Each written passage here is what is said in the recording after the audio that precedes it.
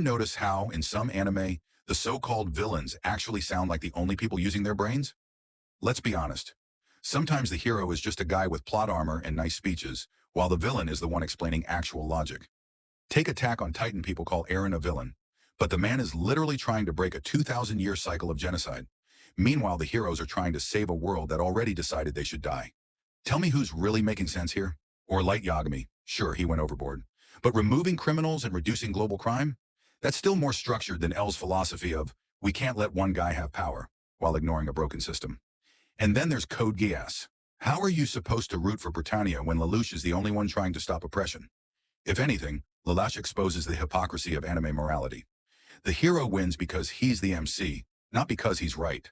Sometimes villains make more sense because they're not tied down by anime logic. They act like real people. They react like real humans. And deep down, we know they're right, but we don't want to admit it. Let's talk about plot armor. Shonen's greatest blessing and its biggest curse.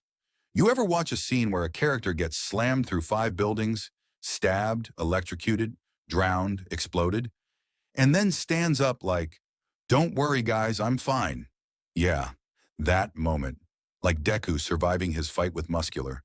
The dude had bones snapping like popcorn, muscles tearing, organs screaming, and somehow, he's still conscious. Or Naruto's final arc. The Kaguya fight wasn't, "Wow, this is so intense."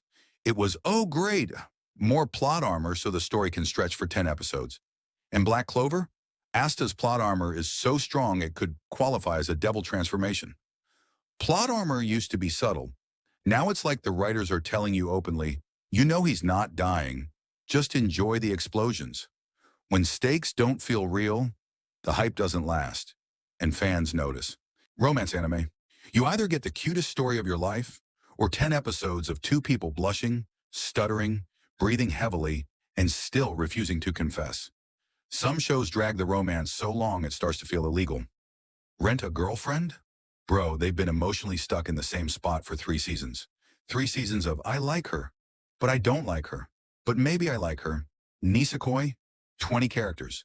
2 seasons. 0 progress. And Kimi ni Todoki? Beautiful? Yes. Heartwarming? Yes.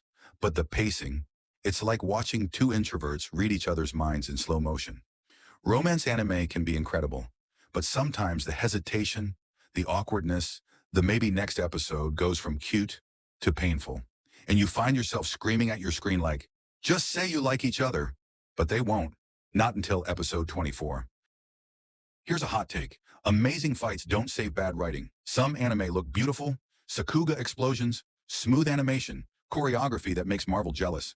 But the moment the characters stop fighting and start talking, the entire plot falls apart.